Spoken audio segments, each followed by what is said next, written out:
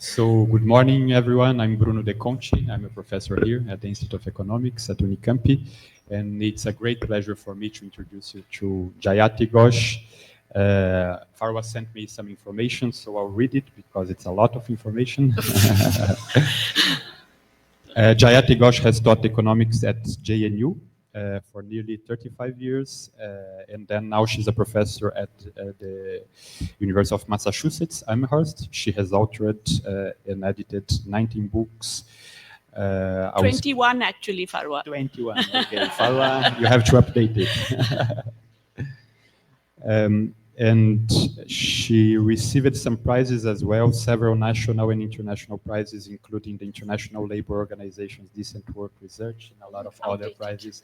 But then out of that, I can say, and this is my personal opinion, but many persons in the room will share this opinion, she's one of the most brilliant intellectuals nowadays in the world. And more than that, a necessary person. For we are living a humanitarian crisis, and people like Jayati show us that we can have hope if we combine this intellectual activity with the militancy that Jayati has always had. So thanks a lot, Jayati. We are really, really proud about having you here. It's a great pleasure for us to have you here. Thanks a lot. Wow. Thank you.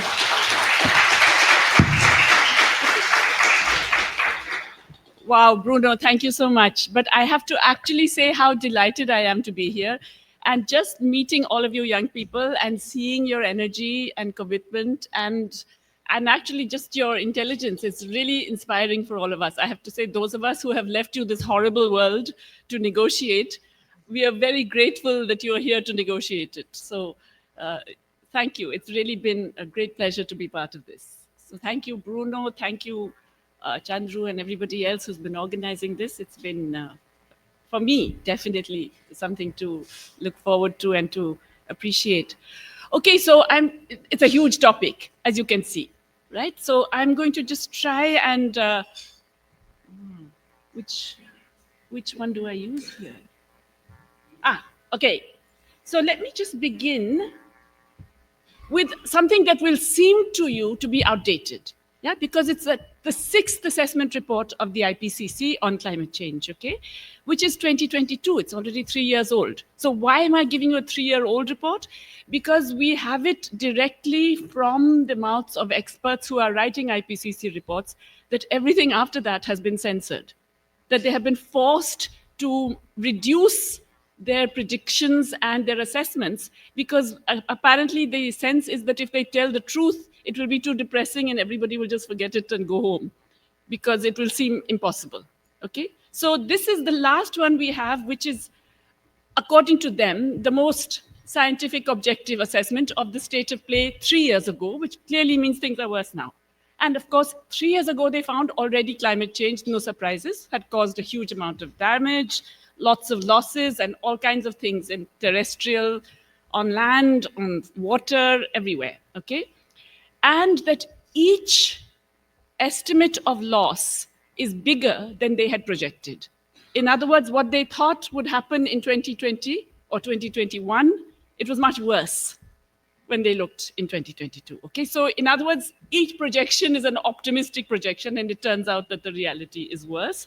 So there's widespread deterioration ecologically, and that has implications which, of course, we're seeing in immediate terms in certain ways, but they're much more devastating in terms of the medium-term and long-term implications. Okay, so that's the other point. Some are already irreversible, like species extinctions and so on. But some are close to irreversible, the hydrological changes, okay? Because glaciers retreat, because ice caps melt. I think Jomo mentioned about how tropical fish are swimming in the North Atlantic, right? So all kinds of changes.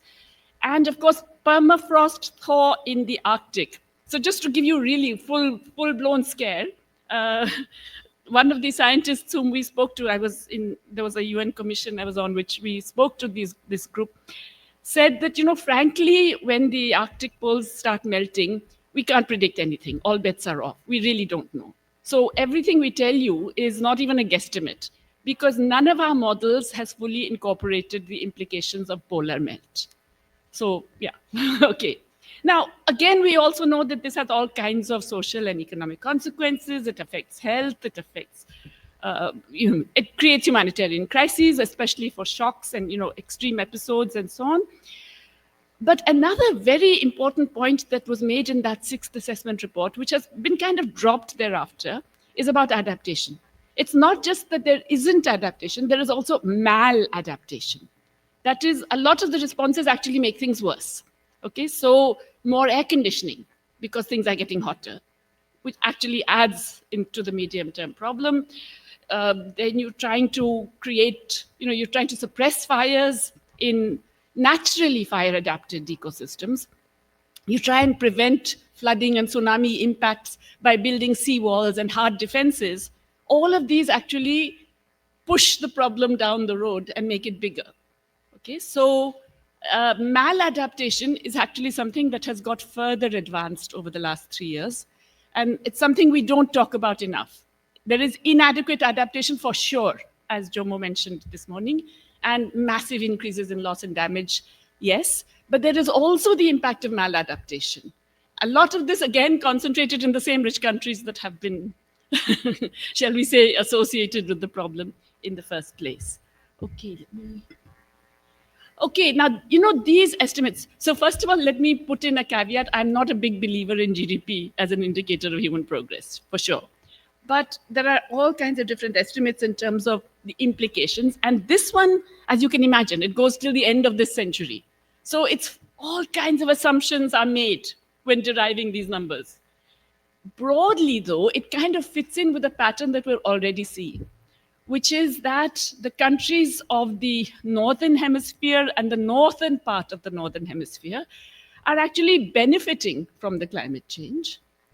Okay, the countries sort of in the more temperate zones are less badly affected. And it's really the tropical and subtropical areas of the world that are massively affected. These are also the demographically most concentrated parts of the world, as we've seen. And in some cases, it's really extreme, okay? Like massive projected declines in economic activity because of climate change. Okay? As I said, all kinds of assumptions are involved in making these huge long-term projections, but it's broadly along the lines that many others have actually come to independently. But what I want to highlight, and I'm talking about the climate change part first because it is going to underlie whatever we can do, what is left for us to do, if you like, in terms of the development prospects. And I'm going to argue that you cannot talk about it without bringing in inequality, okay? And the problem with too much of the climate change discussion is that the inequality is either not covered or is insufficiently assessed, insufficiently integrated into discussions of how it's happened. So why is it central? Well, obviously, there is the whole thing that the core metropolitan countries and the elites in all of our countries basically have an imperialist mode of living, okay? They can produce and consume massively with much higher per capita carbon emissions, but also increasing carbon emissions, okay? And these then impact developing countries much more, which have a greater proportion of the poor and have not been responsible for the carbon emissions in the first place. And they are the ones impacted by the natural disasters, the decline in agricultural fertility, the geophysical changes, and so on. But there's also inequality in the international negotiations, which I will talk about a bit more now, because they are inherently not just unequal in terms of relative power, but they're also kind of deceptive in the way they calculate climate responsibility. And therefore, they assign greater climate responsibility to poorer countries. And of course, the rich countries get thereby, in a sense, they can not exempt themselves, but certainly avoid a lot of the excessive kind of responsibility that comes about. Of course, there's inequality created by global finance. You've already had an extensive lecture on global finance from Chandru, so I'm not going to talk about. I will talk about a bit of it later on, but you all know how finance creates inequality. But particularly with regard to climate change, both the fiscal policies and the operations of financial markets are actually designed to increase carbon emissions. Okay, it's not that they are decreasing it; they are actually actively engaged in incentivizing more carbon emission, more carbon emitting investments and production. And of course, the climate finance that everybody talks about simply isn't happening. Yeah. Then there's the whole issue about privatized knowledge, or what we today call intellectual property rights. And, I'm old enough to, literally half of my life has been a world where IPRs was not a thing. Imagine how old I am, but it will tell you, right? That you all have grown up in a world where it seems to be written in stone that knowledge is privatized, commercialized, and so on. That was not the case for not just most of human history, but even most of the 20th century. Okay, even as late as the mid-1990s, 90% of the patents in the United States were from public organizations and publicly held. And it's only now that it's completely the other way, where multinational corporations hold 95% of all patents. Okay, and of course that means that it's very difficult to get the knowledge you need to do anything for mitigation, adaptation, etc. And then, of course, you have the fact that the green energy transition, as it's called, typically gives you the newer natural resource grabs. So this is not to say that these are necessarily worse than the older ones. It's just a new form of the natural resource grabs. But you are getting the new natural resource grabs as well, in the form of the strategic minerals and so on. Okay. One problem with this less light is that have I got... Okay. So one way of looking at the inequality is about carbon debt, right? Why do we have this problem? Because we have, if you like, a stock of carbon in the atmosphere, and that stock is because of history. It's, yes, recent history, but also past history. And again, lots of these estimates, these long-run estimates, involve all kinds of assumptions. But this particular one, about 80% of global cumulative carbon emissions in the period from 1850 to 2011 comes from today's rich countries, 14% of global population, okay? The blue is the United States, the red is the European Union, et cetera, et cetera. But this leaves out the indirect carbon emissions that came because of colonialism, which was very much there in the mid-19th century. Now, the standard answer to this would be, wait a minute, mid-19th century, nobody knew about global warming or thought it was a thing. And nobody knew about carbon emissions being responsible. So why are we blaming people in the mid-19th century for something that was not even recognized to be a problem at the time? But what's interesting is that half of these carbon emissions occur in the last 30 years of this period. That is from 1980 onwards, fully half. And that time, everybody knew, right? I mean, we have extensive documentation, even from internal White House documents, etc. Everybody knew that global warming was occurring and that this was related to carbon emissions and that you could actually prevent it. And yet it continues. Okay. I talked about the negotiations. And when you think about the fact that we have these negotiations, the very structure suggests that, as humanity, we've really got it all wrong. Okay, so what is it? It's a global problem, right? The climate and the planet, they don't recognize passports and visas and national borders, right? It's going out and doing its thing globally. Yet we persist in treating it as a national issue with national policies and national commitments that are negotiated at an international forum. Okay, that's really how it's done. And so every country is assigned a climate responsibility, and based on the current total national emissions.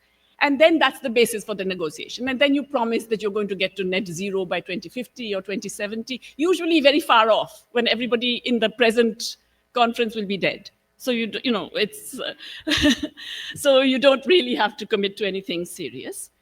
But of course, clearly this ignores historic responsibility because you're looking at current national. But it also, first of all, the responsibility, the GDP is measured in purchasing power parity terms. Now, I could give you a whole different lecture on purchasing power parity exchange rates because I really can't stand them. They make me absolutely angry.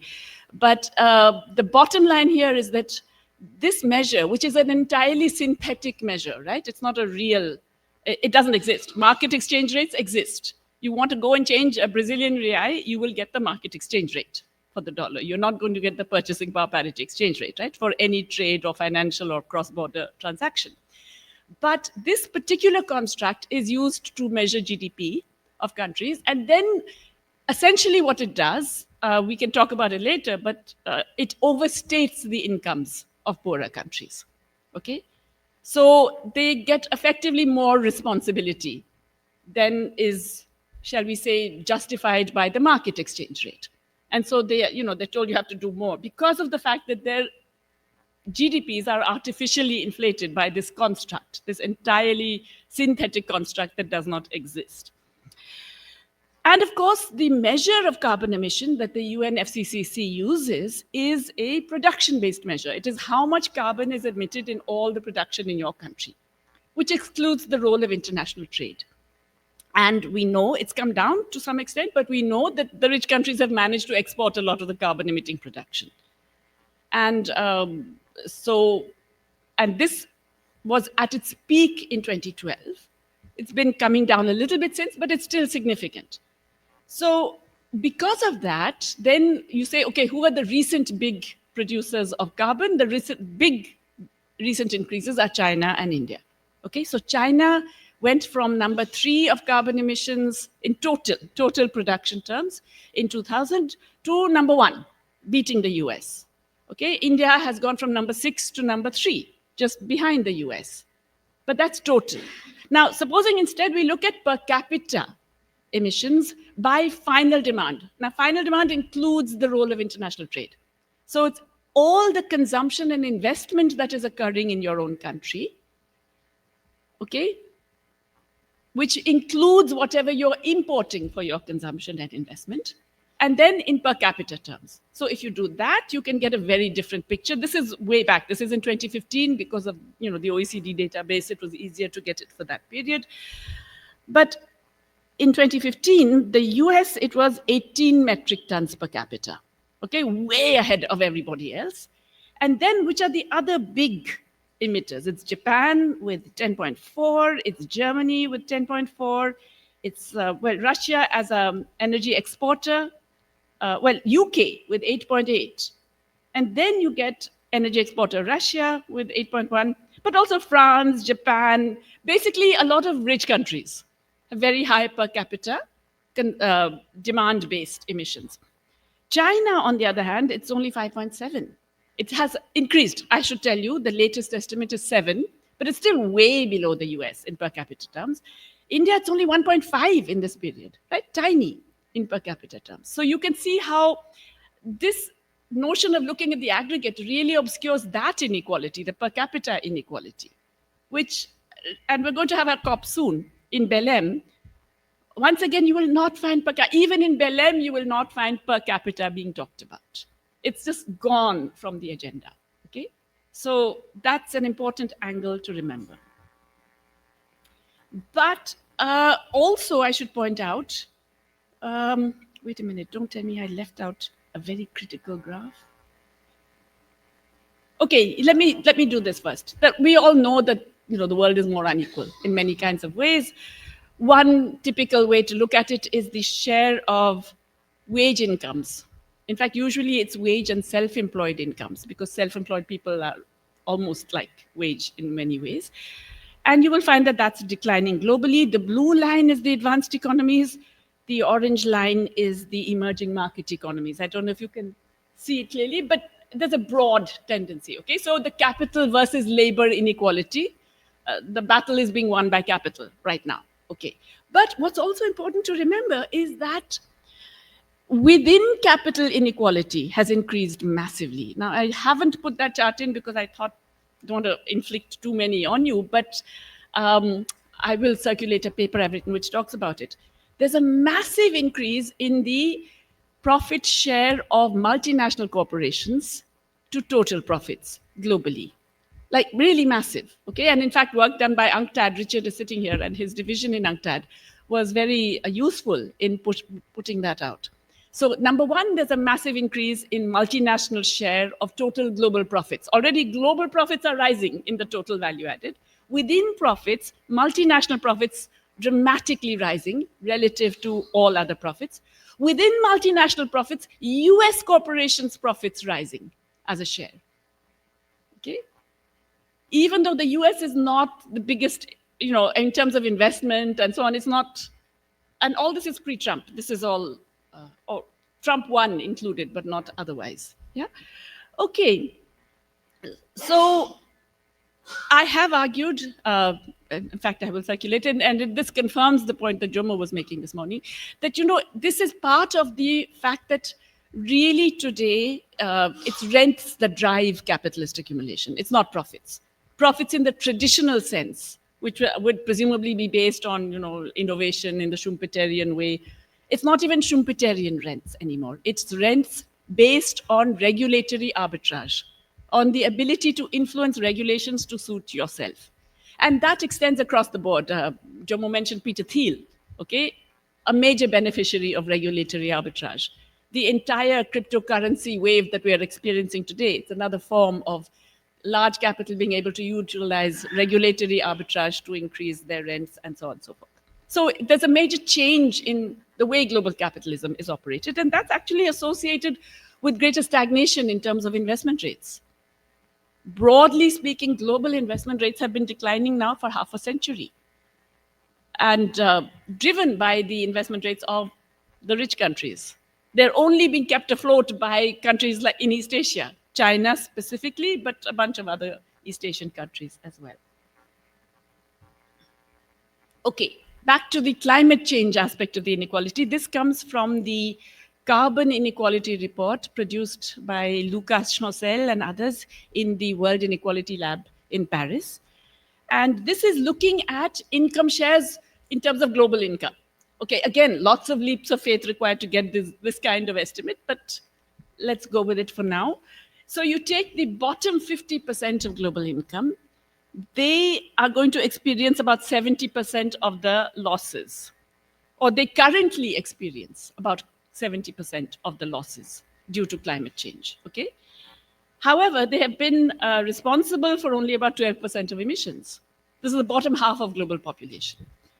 And of course, in terms of wealth ownership, which they're taking as a proxy for the capacity to finance, they only have 2%. So really, they're not in a position to finance any climate change alleviation policies. Look at the other end of the spectrum. That's the top 10%, the rich. Now, remember the top 10%, yes, they're in the US and Europe, but they're not only there. They are in every region of the world. They are in our own countries. I can tell you, coming from India, we have maybe 20 guys who are in the top, richest people in the world and so on, but you have those as well, right? So the top 10% of the world are actually responsible for around half of global emissions, 48%. Okay? They, on the other hand, are going to experience only 3% of the losses. Yeah, completely the inverse of what's happening with the poor. And on the other hand, they control more than 3/4 of the wealth, 76% of the wealth. So they are the ones. If anybody could finance, then they are the ones. Now, if you imagine a Martian coming down and, in the habit of looking at charts like this and so on, they would say, you guys, humanity, you're crazy. It's obvious what you have to do. You have to shift the wealth from the guys over there who are anyway responsible for the problem to the people below and sort the problem out. It's there. The money's there. You just have to make sure that it's transferred and directed to the right kinds of spending. Yeah, that would be the logical thing for somebody not inside the current global economy to say. Okay, but of course, as you can see, it doesn't get said. But it's, as I mentioned, it's not, the top 10% is not just about the rich countries. And that's very important to learn. This table I find really, really useful. This dates from, I think it is 2019. It's pre-pandemic, so that's important to remember. But nonetheless, it's very telling. Now, what do you find here? This is the per capita emissions in metric tons, carbon emissions. Remember, carbon emissions is also a very good proxy for pretty much everything else. How polluting you are, how much material you use, all of the other ecological damage you do, okay? Now, it turns out that the bottom 50% have relatively low emissions across regions, except North America. Okay, North America is the outlier because they're crazy, the US in particular. Canada is a resource exporter, so it works out there as well. But it's nearly 10 metric tons per capita in North America.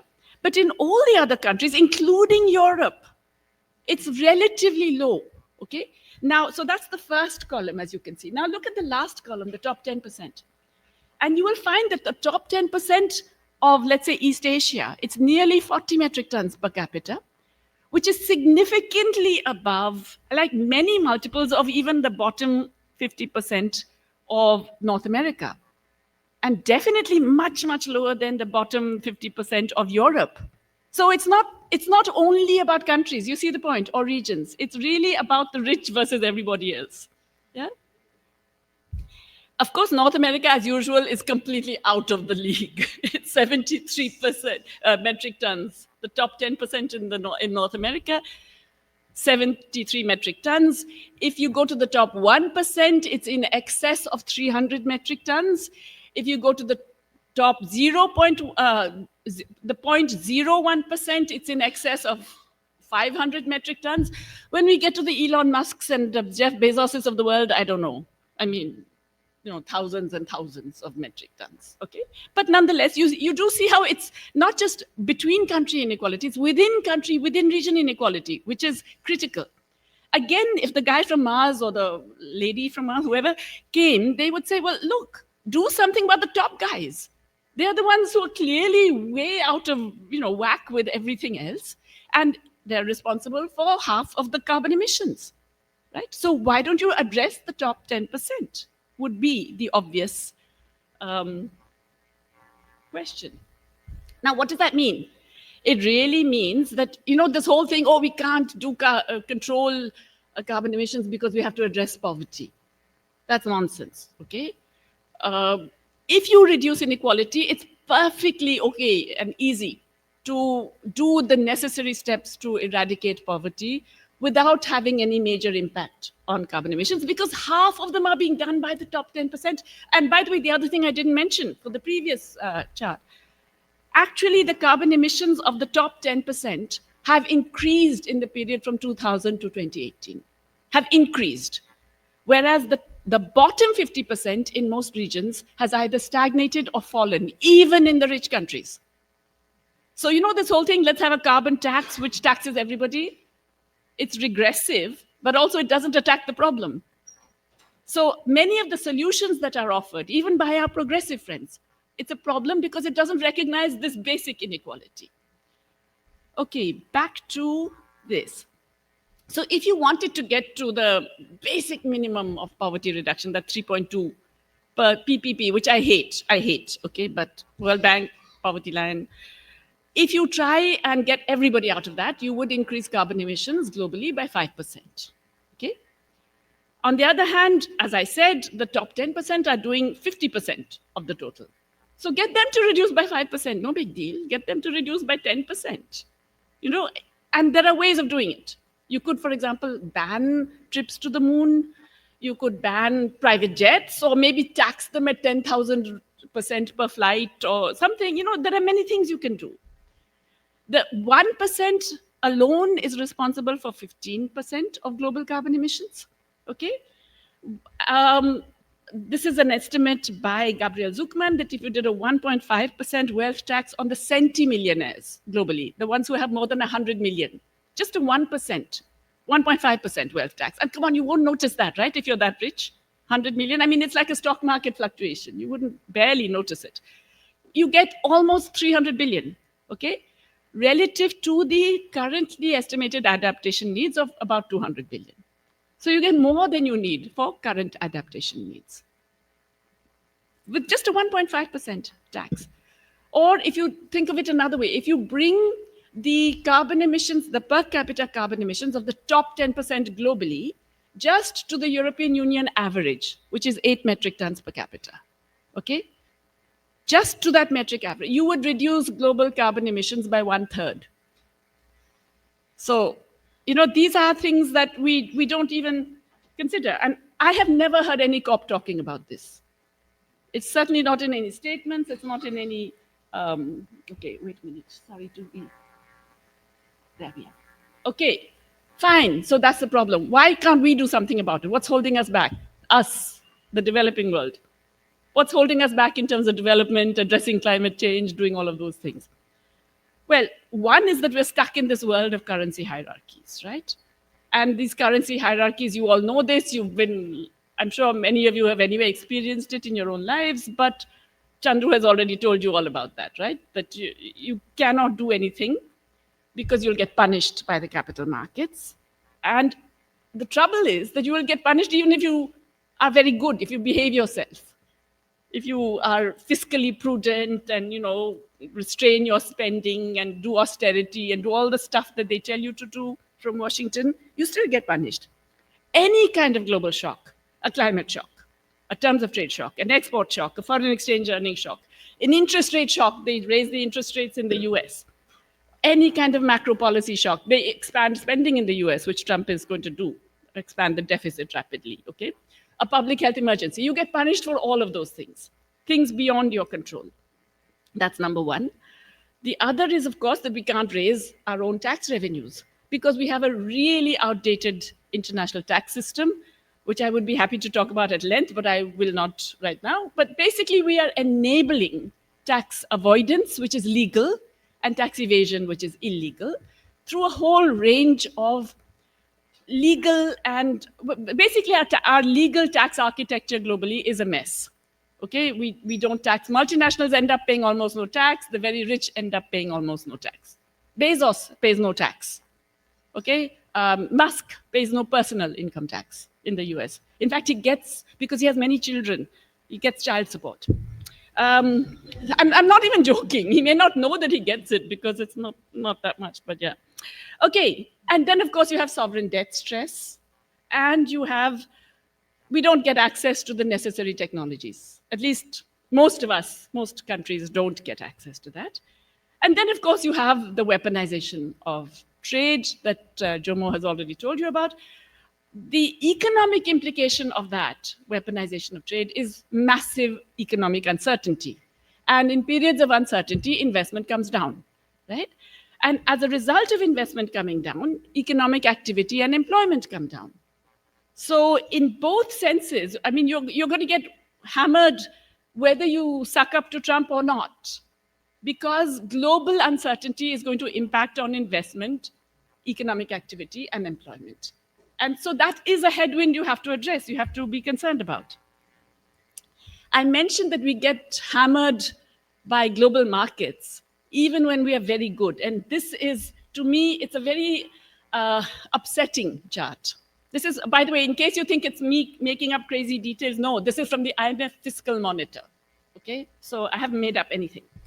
The left side is the general government debt as a share of GDP. Now, remember, that's the thing they obsess about. They keep saying, oh, you have to reduce your debt to GDP ratio because otherwise all hell will break loose and so on.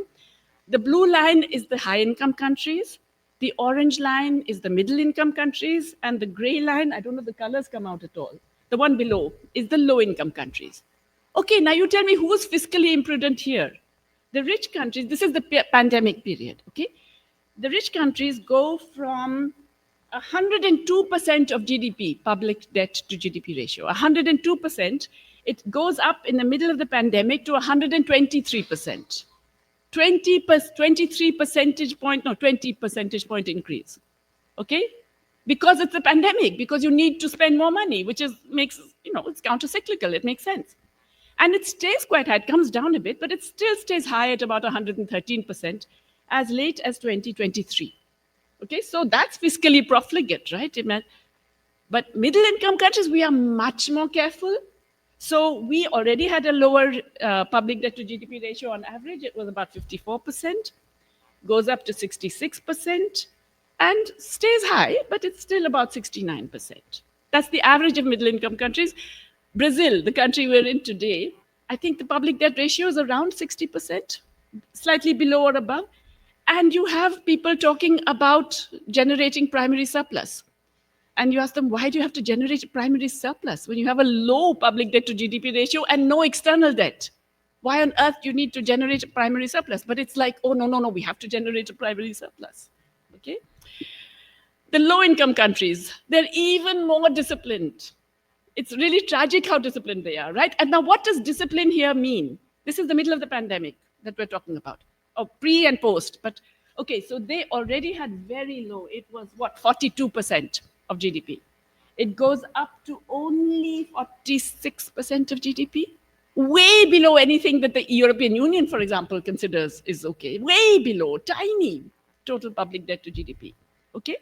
And it stays around that rate at 46. So they have done nothing really. They have not provided the minimum kinds of counter-cyclical spending that you would need to do in a major crisis like the pandemic. Yeah. So here they are being terribly fiscally disciplined because they're scared of the capital markets. Who gets hammered by the capital markets? Now you look at the right side of the chart, okay? This is the spread on the sovereign debt, the basis points above the US Fed rate, the US Fed rate being the basis. Now the blue line below, I don't know if you can see it. The reason it looks flat is because it is, okay? And the reason why it is so close to the origin is because it is. I swear to you, it is less than 1 basis point. It stays at less than 1 basis point all through this period. But look at the low and middle income countries on average. It goes up massively in the middle of the pandemic, comes down a bit, and then goes up again during the Ukraine war. None of which, I mean, and all this time they are being terribly fiscally disciplined and good and, doing everything they're told and all of that. But they are the ones who get hammered by the capital markets. So when we talk about currency hierarchies, it's a really bad deal, right? It's not just any old currency hierarchy. It is that you're going to get smashed whatever you do. Okay. And of course, we know that we're also stuck because of these damn interest rate spillovers. And the interest rate spillovers work in several ways, which is to say that the rich countries raise interest rates, and then we have to face the higher interest rates. But we don't just face higher interest rates, we also face higher spreads over the rich countries' increase. So the rich countries increased interest rates, beginning with that supposed inflation period, from about, I think it went up by 5 percentage points, I think. Wasn't it 2% to about just under 7% on average? They raised the central bank's rates. Ours don't go by 5 percentage points. We have further spreads because capital then flies out from us and goes back into the core countries, okay? So you look at again, it's basis points, the median spreads. And as you can see, the big increases occur in, they occur everywhere. Asia is the least affected. Central and Eastern Europe, very badly affected. The Latin American Caribbean, also it goes up almost double from 285 basis points to 400 basis points. Middle East and Central Asia, also badly affected. But look at Sub-Saharan Africa. Massive. I mean, they began already with a higher basis points, 520 basis points above the US Fed rate. It goes up to 811 on average. There are some countries in Sub-Saharan Africa where it goes up to 1,500 basis points, the spread, okay? And yet they're being all restrained and not spending and not denying their own people minimal social protection, minimal spending on health, education, et cetera, because they're terrified of capital flight, which happens anyway. Right? And of course, if you tell any finance minister in any of our countries that, look, it's going to happen anyway, they say, oh, but it'll be even worse. So you're always faced with that counterfactual whenever you go and tell them. As a result, now the countries that have got that legacy capital, which pretty much all of us did because we were all encouraged to go and borrow when interest rates were low, everybody told us, right? IMF, World Bank, Davos, everybody was celebrating the fact that developing countries can access capital at low interest rates. You should take advantage of that opportunity. Brazil, one of the few countries that didn't. In India, relatively less also, but we have private debt that went in. But all the other countries that did that, now they have that legacy capital in there. And so interest rates go up for no fault of their own. And so they are forced to spend more and more on debt service. And this is the debt service compared to social spending. Now, here, social spending includes health, education, social protection, and things like food, etc. Okay? If you look at the lower and middle income countries, on the upper middle income countries, they're spending about half as much on debt service as they are on all of these forms taken together. But the lower middle income countries are spending more on debt service than they are on all forms of social spending. Okay? But the low income countries, it's 171% of what they spend on all, the minimum that is required to meet the social and economic rights of citizens. So in poor countries, as I said, nearly double of all of this. Now, obviously, if you can't spend on these basics, you're not going to spend on public investment, right? And you're certainly not going to spend more on green investment. You don't have that kind of money. But in any case, now you have to earn foreign exchange to repay all this debt. And you have to pay more and more in debt service because, your spreads have gone up and all of that. So you're desperate to earn foreign exchange. So you celebrate when you discover oil. I remember Chad. Absolutely, there was celebration when they discovered oil, Guyana is celebrating because they discovered oil. So you are pushed into more what is called brown fossil fuel investment. And of course, then afterwards, they'll all point fingers at you at COP saying, oh, you've increased your fossil fuel investment, bad you kind of thing. It's important to note, it of course happens for debt-stressed countries. But even those who are not identified as debt-stressed, because the IMF keeps changing its list, and now I think there are only about 60 countries. And at one point, there were 72 identified as debt-stressed. But many other countries are actually spending more, as I told you, right? And they're not, like all that list of LICs, they're not identified as debt-stressed, all of them. It's just that they're just being good. They are repaying their debt at vast cost to their own populations. Now, obviously, if you're already so fragile, even the most minor shock is going to give you a bad time. And that is really what is happening. And so what do you do when you get a minor shock? You have to borrow to repay your debt, or what we would call a Ponzi borrowing, right? It's Ponzi finance. You are borrowing to repay somebody else. And we all know that that ends in tears. But more and more low and middle income countries are doing that because there's no other choice. Well, there is another choice, which is that you don't pay your debt, but that apparently is not allowed. And of course, then there's the other negative feedback loop, as they like to say in the literature, which is that if you are climate vulnerable, you have a harder time in these credit markets, right? You are going to have higher borrowing costs anyway. I haven't even got into the insurance costs. In fact, now in many West Indian countries, insurers are refusing to even go there now in some cases. But any climate shock tends to give you higher spreads. So, you get a massive climate shock in Jamaica or in Trinidad, your spreads go up. But here's the thing, the spreads go up even in the countries which are neighboring but haven't had the climate shock. Because the capital markets say, and most of them are these pimply youth sitting somewhere in London or New York who don't know really. They say, oh, it's in the same area of the map. So all of that, all of that gets higher. There's one estimate that you have a severe hurricane in the Caribbean, then you get an increase in the debt stock by 3.4%. Okay? And of course, then the higher repayment costs of that you have to factor in. But that same pattern is not there for the rich countries. It's only there for the low and middle income countries. So once again, the currency hierarchy thing that I mentioned, which is really, I should just say power hierarchy. Why am I just being all polite and calling it a currency hierarchy? Yeah, it's about power. And as I already mentioned, and you all know, most low and middle income countries are in climate vulnerable regions, okay, and are facing different kinds of climate shock. So this is absolutely relevant. Now, this is another very interesting thing I found. It's another fallout of integration into global capital markets. This is work done by two economists, again at the Paris School of Economics, Gaston Nivas and Alice Sodano.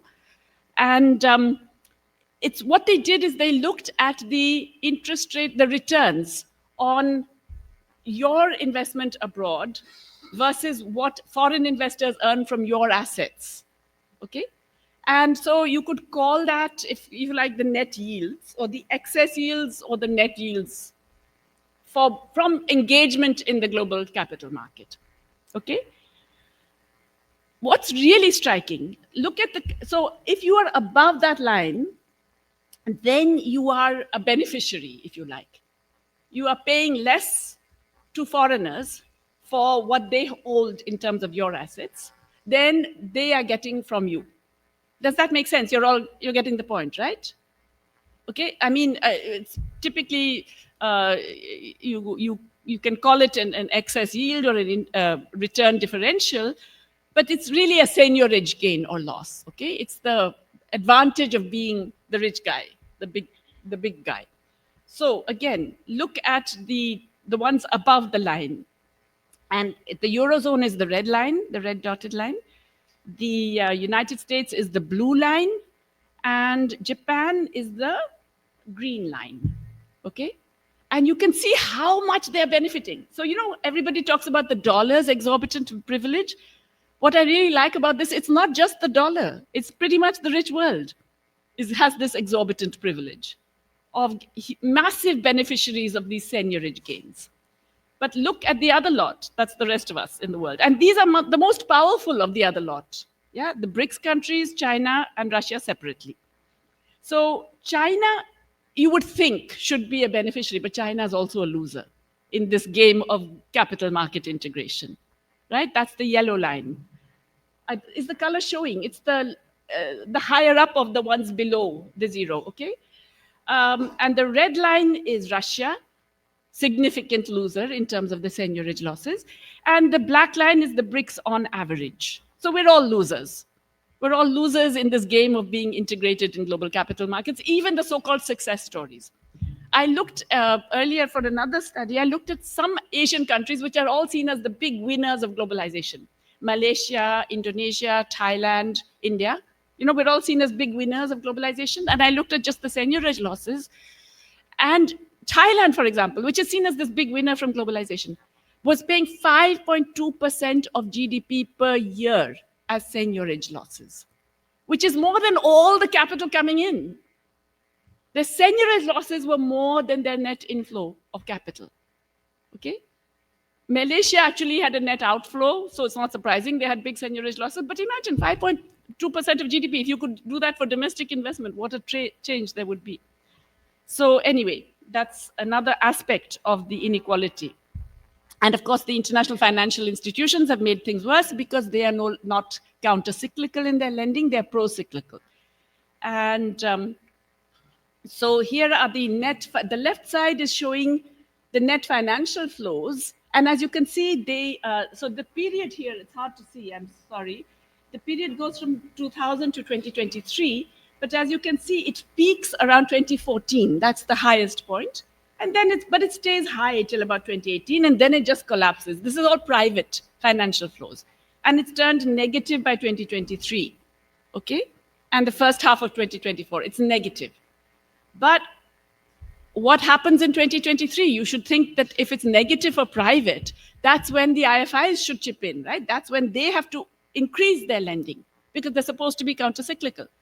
In fact, it's come down. As you can see, look at the World Bank Group, minus 6 billion, the IMF minus 19 billion, the ADB minus 6 billion, the IIB, which should be better, it's Chinese for God's sake, 2.5 billion. Your Latin American IADB is 1 billion. In other words, they're all being pro-cyclical. They're all being just as bad as private finance. They're adding to the problem. Okay, so our institutions are also failing, our multilateral institutions. I mean, fine, climate finance, so let's not even talk about the thing, but just to tell you briefly, not only are we not meeting that famous 100 billion target that they promised way back in 2012, but that number that they produce every year is completely meaningless. So there was a very interesting investigation by Reuters, which said, okay, let's just look at some of these climate finance projects. What are they? Turns out, well, Italy does a subsidiary for retailers to open chocolate and gelato stores across Asia. That's climate finance. I guess gelato you need when it's hotter. I don't know. Adaptation, Belgium does a love story. Now, this one this has created a lot of confusion. It's a love story set in an Argentine rainforest. Now, Argentina doesn't have rainforests. So what? But anyway, that was climate finance. Japan does a coal plant in Bangladesh, but apparently it's green coal. That is to say, it's less carbon emitting than not green coal. So that's also climate finance. Airports, we know that the aviation industry is the second largest global polluter, but fine, another aircraft.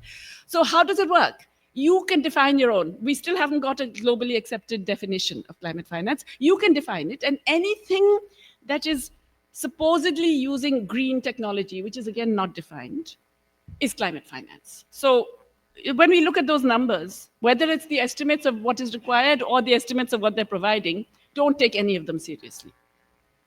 Okay. Plus, in addition, we have all these concerns with mitigation, right? The current mitigation strategies. And I've already suggested that the way the negotiations occur, we actually, I mean, they're very neo-colonial, right? The whole way in which the global negotiations are working out is deeply neo-colonial. But then you have people in the US and EU, including progressives, who are saying, well, okay, but you know, we are doing the Inflation Reduction Act in the US, or they were doing, and the European Union is doing the CBAM, the Carbon Border Adjustment Measures. And those are designed to actually reduce and to push everybody into green investments. I personally believe they are not a solution. They're basically protectionist measures. Why? Because there are no principles of sharing revenues or compensation of any kind. They are not associated with any kinds of technology transfer or other genuine finance to enable the other countries to meet the standards that are set. And you know, a lot of my progressive friends and colleagues, even in the US, they say, well, okay, but let's have a global tax and dividend policy.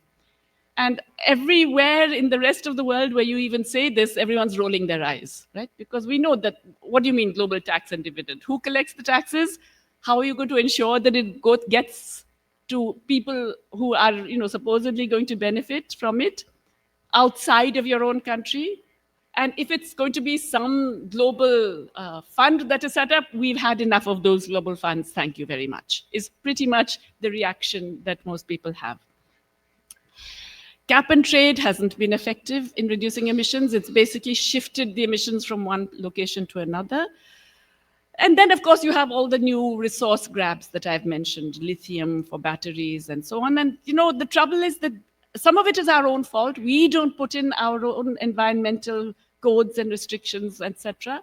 But a lot of it then enables multinationals to do the plunder in other ways and destroy the ecology of this in the name of being green. Yeah. Recycling waste. Oh, I could tell you, I could do another lecture on that one. But you know, I currently teach part of the year in the northeast of the United States, which is very progressive, as you know, Massachusetts, right? Western Massachusetts especially, and everybody is green. Everybody has solar panels on their houses, and they have recycling, and they're all putting it in these different things, you know, those different colored boxes and so on, all of which gets exported. Because in fact, this plastic does not actually stay in the US at all. It gets exported to landfills and dumps in the developing world where they still take it. China doesn't take it anymore. Indonesia then took it but has stopped. Philippines is taking it now but is going to stop. I'm wondering what will happen when all the importing countries stop. I don't know what will happen to the, you know, wonderful recycling that is going on in the US, but it's, you know, the people don't even want to know where it's actually going. They just say, oh, we're being good. We're doing our bit by putting it in these different things. Private markets, as I've mentioned, the incentives are still towards brown investments, which is why the brown investments are going up massively, right? And it's not just in poor countries, everywhere, Europe, US, etc. And it's before Trump. Under Biden, there were significant increases in so-called, you know, brown fossil fuel investments. ESG, there's no point wasting time on environmental, social, and governance, right? We all know that it's a joke. But then there's still this obsession, believe it or not, there is still this talk of blended finance. I mean, it was even there in the financing for development. When you think that by now everybody knows that this is just a waste of time and a waste of public resources to, you know, underwrite private investment that is mostly not going to happen or is going to be greenwashing of different kinds. And it's just a way of extracting public revenues for private profit. Okay, so this is all bad news, bad news. What can we do? I think we have to have our own narrative. We shouldn't be falling for a global narrative which is set by the countries of the advanced core. So first of all, we shouldn't get bogged down in all this green growth versus degrowth kind of nonsense. Why? Because if you think GDP is not a great indicator of human progress, which I really do not think it is, then what we should be thinking of is what is the economy we need to deliver the society we need. Let's say with universal healthcare, education, minimum basic needs for all, employment for all, etc. Let's think of that. Let's think of the kind of economy we need to generate that. Now, that may require more GDP, it may require less GDP. We don't know yet. I mean, if you have a clean, green, efficient system of public transport, which is non-polluting and less carbon emitting, that's less GDP than a privatized, chaotic, congesting private system of private transport. So it depends, right? It's not given in stone that it has to be either up or down. And because once you recognize that GDP is a terrible indicator, then you shouldn't be obsessing about it and falling into the trap of saying it has to go down or it has to go up, right? So that's number one. Adaptation, Jomo has already talked about it. Adaptation needs are now, in fact, more urgent than even mitigation needs for many of our countries, but we don't spend on it. It's not even part of the national discussion, really. And how to do green adaptation, how to avoid maladaptation is also not adequately talked about. We really have to move away from obsessing with export-led growth. And I think Trump has done us all a favor. Jomo was suggesting us as much. Trump has done us a favor by telling us it ain't gonna happen, right? So now is a time to actually think of other ways. Diversifying export markets, for sure. Getting advantages of economies of scale, for sure. But also looking at the domestic market not only as a cost, not seeing your own wages as a cost, but seeing them as a source of demand. It changes the way you actually will think about economic strategy. Use everything possible, beg, borrow, steal, etc., to get the latest technologies. And emphasize decentralized and small-scale renewable energy. Even in the countries that are supposed to be doing a lot on renewable energy, there's a big emphasis on the big projects. Certainly in India, I suspect also in Brazil, there's a lot of emphasis on very, very big projects rather than the smaller ones, okay? I've already talked about the very rich. And it is possible to control the carbon emissions of the very rich. You can regulate away some of these things, just some things not allowed, some things much more restricted, and tax a lot of these things. It's amazing when people talk about sin taxes, they talk about alcohol and cigarettes and so on. But surely, a private jet today is a bit of a sin, right? Tax it at 1,000 or 10,000 or something per trip. There's a scheme currently being circulated about taxing first-class travel, for example, and so on. So there are many ways. Second homes, this was very unpopular with my colleagues, I have to tell you, in UMass.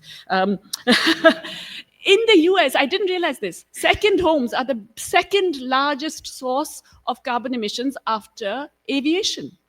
Second homes. And so I said, tax second homes. And all my colleagues looked at me in horror because it turns out everybody has second homes. I hadn't realized. Anyway, lots of things you can do, okay? It's obviously you can do them unilaterally, but it's much better to do it in groups, which is why coalitions are so important. So we need much more coalitions based on issues, not necessarily all one coalition, which is why BRICS is all fine, etc. But it's not that BRICS has to agree on everything. You can have different coalitions for different issues. So you need a coalition for coordinating tax rules. Latin America already has PT-LAC, right? You need, and that will enable, proper taxation of multinationals and extreme wealth. You can have, oh God, I'm going to stop, sorry. You need coalitions on, the countries that are currently exposed to resource grabs, mineral exporters and so on, to get better deals, to work out better mining contracts, to work out royalty sharing better, and so on and so forth. You need coalitions of debtors, and that is something that actually was on board in Sevilla. There is now a platform for debtor countries to get together, but they have to shed this feeling of shame to be involved in a debtor coalition, which many debtor countries somehow, they feel, oh, we don't want to be in that club, you know, it will mark us out. But once you can shed that fear and be in a coalition, you will find the bargaining power massively improved. And of course, coalitions to share green technologies. We can't just sit and wait for China to be suddenly remember that it's part of the global south. We have to, you know, think of ways of developing and sharing ourselves. My colleague Nancy Folbray has this wonderful line, necessity is the mother of coalitions, which I think is very appropriate for right now. Okay, finally, just about BRICS, just a footnote on the BRICS thing. So I don't know if you can see this chart at all. This is from the Polycrisis blog of Tim Sahai and Kate, what is her name? Mackenzie, thank you. Which is looking only at the 5 founder member BRICS countries in terms of what they have actually done.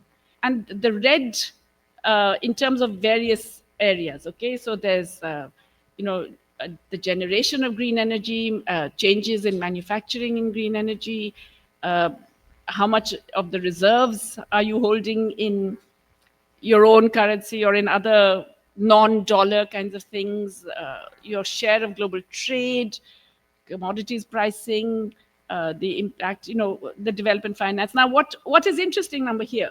The financial part is really low. That's the bottom bit, the white bit, if you can see, okay? Which covers corporate borrowing, bank deposits, and development financing. So China has a little bit, but it's still very much in the low range. So all the finance part is very little, really, in terms of the BRICS being able to have, so far, have done much in terms of impact. There's much more in terms of energy, and that's largely because of China, although both India and Brazil are not insignificant, okay, in terms of the steps forward in terms of green, supposedly green, you know, moves in the green direction.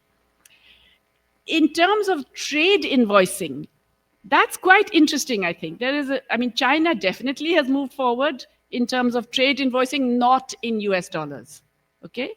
And Brazil, less so, but Russia and basically Russia, actually. Everybody else, but Russia has been forced to move ahead in trade invoicing. But we have yet to see what the new initiatives in terms of the BRICS Pay, etc., actually do. There are skeptics and there are those who think it's going to move forward. But let's face it, you know, today clean energy is much cheaper than it ever was because of China. We have to recognize it's really because of China that it's much cheaper, and that improves our own conditions for climate mitigation. Ideally, China should increase the financing of decarbonizing projects in other countries. And to some extent, it's doing that a little bit in some African countries through renminbi loans and export credits and debt for energy swaps and so on. Ideally, if we could do some of the BRICS Pay and other de-dollarization, it would work. But remember, there are contradictions between us. Yeah, between the BRICS group and definitely in the BRICS Plus, that is the 11 countries that are now part of BRICS. It's a very complicated group, and it's not necessary that they will all have the same goals in particular phases. But here's the thing, Trump is again doing us a favor. In fact, Jim O'Neill, the guy who invented the term BRICS, has a recent article where he says, is Trump a BRICS secret agent? Because, you know, really his moves are designed to push India, which was a very reluctant member, if you remember, into the arms of China and etc. So we have to see how it goes. But okay, fine, let me stop here. Thanks.